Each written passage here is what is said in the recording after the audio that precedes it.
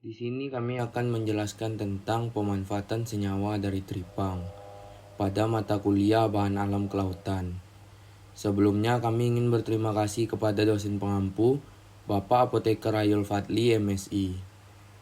Berikut penjelasan dari kelompok 14. Baiklah, kita masuk ke definisi tripang. Tripang adalah salah satu jenis invertebrata laut yang sering dikenal dengan sebutan sea cucumber atau ketimun laut, karena bentuknya yang menyerupai ketimun menurut Tebay et al. 2023. Tripang merupakan jenis hewan yang tidak memiliki tulang belakang. Meskipun dikategorikan sebagai hewan, tripang tidak memiliki mata, hidung maupun telinga menurut Winarno 2021. Selanjutnya klasifikasi tripang. Filum Echinodermata, kelas Holoturoidea, ordo Aspidochirota, famili Holoturoidae, genus Holoturia, Muelleria, dan Stichopus. Kita masuk ke morfologi tripang. Yang pertama, tubuh memanjang seperti timun. Yang kedua, tidak memiliki tulang belakang. Yang ketiga, bergeraknya dengan cara merayap. Yang keempat, kaki sampai tabung berada di sepanjang bagian bawah tubuh. Yang kelima, permukaan kulit kasar karena terdapat duri lunak berukuran kecil atau papila. Dapat dilihat seperti gambar di samping. Baiklah, selanjutnya klasifikasi senyawa tripang. Adapun senyawa haloturinide A dan fucosiniride A, B, dan C ini dapat dimanfaatkan sebagai antitumor. Kemudian senyawa frondoside A dan haloturin A ini dapat dimanfaatkan sebagai anti kanker. Kemudian senyawa holoturin B dan patogoniside A ini dapat dimanfaatkan sebagai antimikroba, antibakteri, dan anti jamur.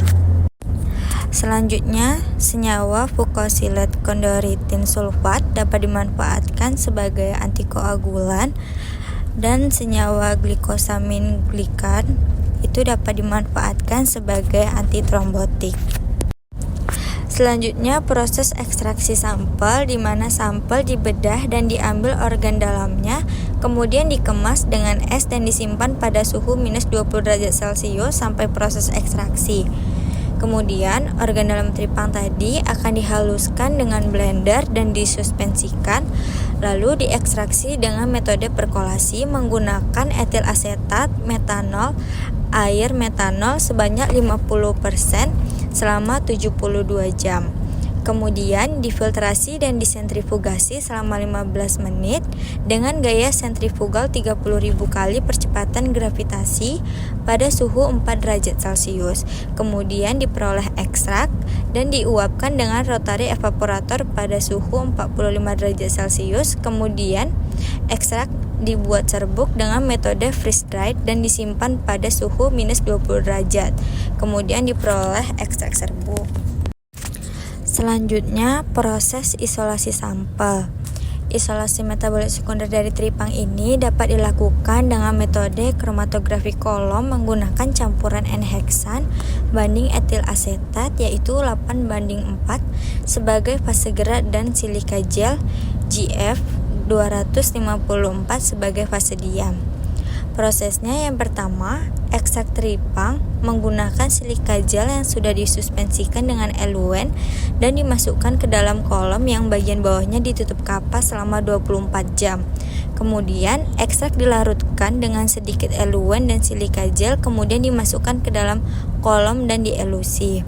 Kemudian diperoleh hasil pemisahan dengan kolom kromatografi dan dimasukkan ke dalam labu Erlenmeyer, kemudian disaring dan dilakukan screening fitokimia sehingga didapatkan hasil screening.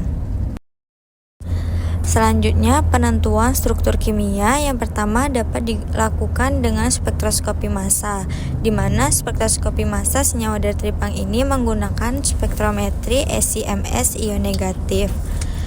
Kemudian dapat digunakan spektroskopi NMR di mana senyawa tripang ini dapat menggunakan 1H-reosi dan 1H13C HMBC spektra. Kemudian dapat dilakukan dengan spektroskopi infrared, di mana spektroskopi FTIR ini digunakan untuk mengidentifikasi senyawa organik. Sidik jari kimia sampel diwakili oleh sinyal yang dihasilkan pada detektor yang muncul sebagai spektra berkisar antara 4000 cm hingga 400 cm. Setiap molekul atau struktur kimia memiliki sidik jari spektral yang unik. Selanjutnya itu ada contoh jurnal. Yang pertama itu ada jurnal yang berjudul Elusidasi Struktur Fukan Sulfat dari Teripang Holothuria fuscopunctata melalui strategi bottom up dan analisis aktivitas antioksidan. Nah, teripang telah dikenal sebagai salah satu jenis makanan laut bernilai tinggi di wilayah Asia. Teripang sendiri mengandung komponen nutrisi dan fungsional seperti protein, kolagen, saponin, dan polisakarida sulfat, terutama termasuk fukan sulfat dan kondroitin sulfat fukosilasi yang memiliki berbagai aktivitas biologis, termasuk antioksidan, antitrombotik, anti kanker, aktivitas imunoregulasi, antiinflamasi, aktivitas antibakteri, antidiabetes, antiobesitas, dan antiangiogenik. Selanjutnya ekstraksi dan pemurnian fukan sulfat. Nah, di mana yang pertama teripang kering sebanyak 330 gram ditambahkan papain 1%, didiamkan selama 6 jam pada suhu 50 derajat Celcius. Selanjutnya ditambahkan dengan NaOH 0,25 m, didiamkan selama 2 jam pada suhu 45 derajat Celcius. Lalu ditambahkan etanol hingga konsentrasi 40% untuk pengendapan glikosaminoglikan terfukosilasi. Setelah itu disentrifugasi 4000 rpm selama 10 menit, kemudian dibuang endapannya. Lalu tambahkan etanol ke supernatan hingga konsentrasi 60%. Kemudian disentrifugasi lagi dengan kecepatan 4000 rpm selama 10 menit. Kemudian endapan dilarutkan dalam air, didiamkan selama 24 jam. Larutan diliofilisasi dan polisakarida diperoleh dengan rendemen 3,8%. Nah, polisakarida diaplikasikan pada kromatografi penukar anion menggunakan kolom FPA98 dan dielusi dengan H2O 0,5 m, 1,0 m, 1,5 m, 2 m, dan 3 m NaCl secara berurutan. Fraksi air yang mengandung fukan dikonfirmasi dengan 1H NMR. Selanjutnya dapat dilihat hasil dari spektrometri massa, di mana dapat dilihat itu ada spektrum dari oligosakarida formula 3, itu yang A, yang B formula 4, yang C formula 5, dan yang D formula 6. Kemudian ada juga tabel pergantian struktur H dan C dari oligosakarida pada formula 3 dan formula 4. Nah, selanjutnya ada efek dari FSI dan DFSI pada radikal hidroksi, itu yang A. Kemudian radikal ABTS pada gambar yang B.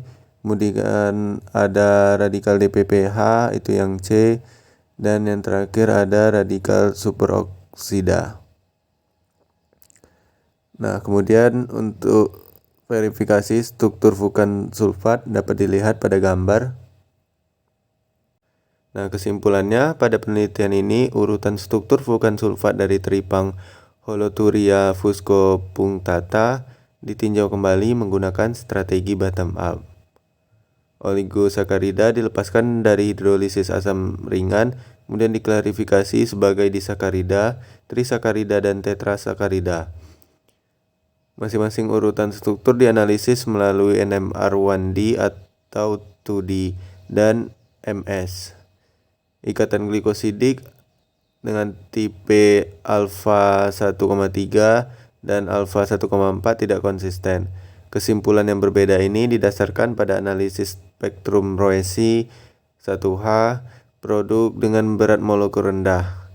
Faktanya, puncak silang proton anomerik H1 dan H4 dari unit berikutnya biasanya dapat diamati sebagai puncak silang antar residu untuk jarak antar atom proton-proton dan hubungan antar atom melalui ruang yang terkait.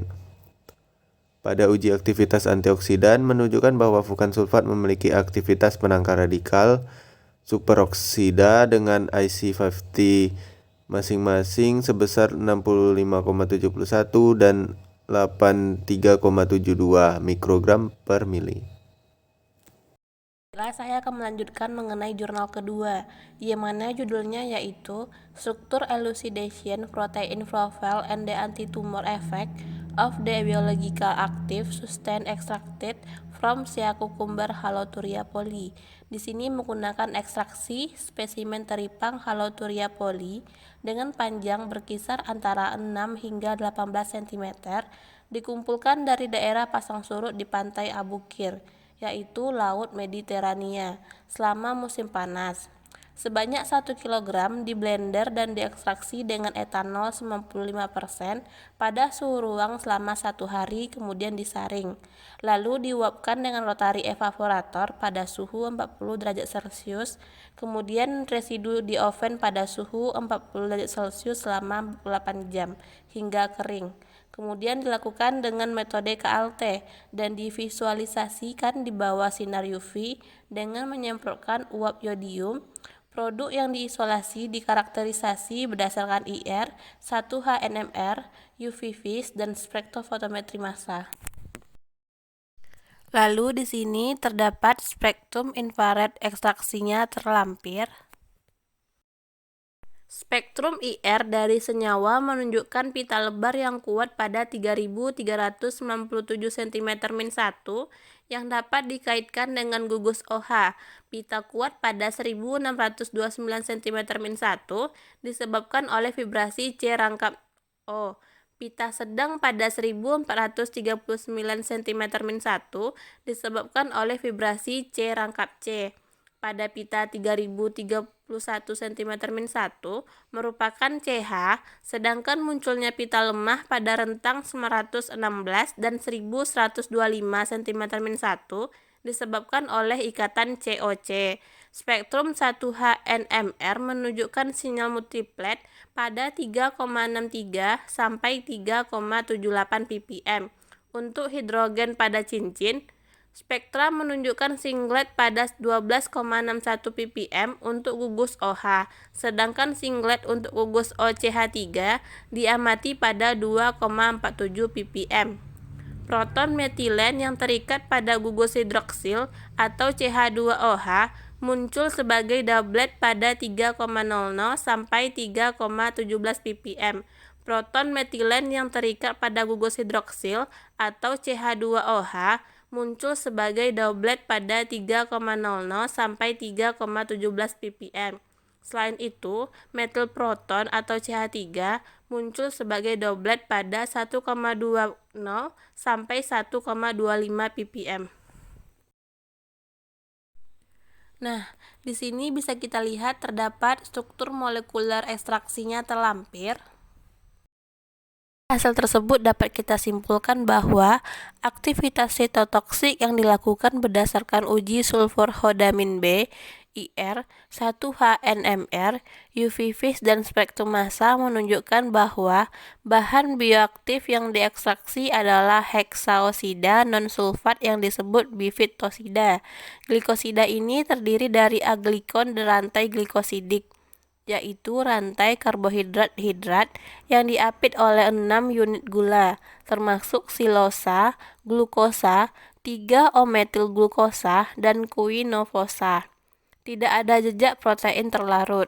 Uji sitotoksik awal bifid-toside menunjukkan aktivitas sitotoksik yang signifikan terhadap 2 jenis garil sel tumor yang dikultur, yaitu HCT116 dan NCF7. Konsentrasi penghambatan setengah maksimal adalah 17,4 mg per mili dan 18 mg per mili untuk MCF7 dan HCT 116 masing-masing. Terampir contoh produk teripang yang beredar, di mana salah satunya yaitu ada QNC Gamat, ada emulsi ekstra Gamat, ada jelly Gamat, dan ada Golgi Biosea Cucumber.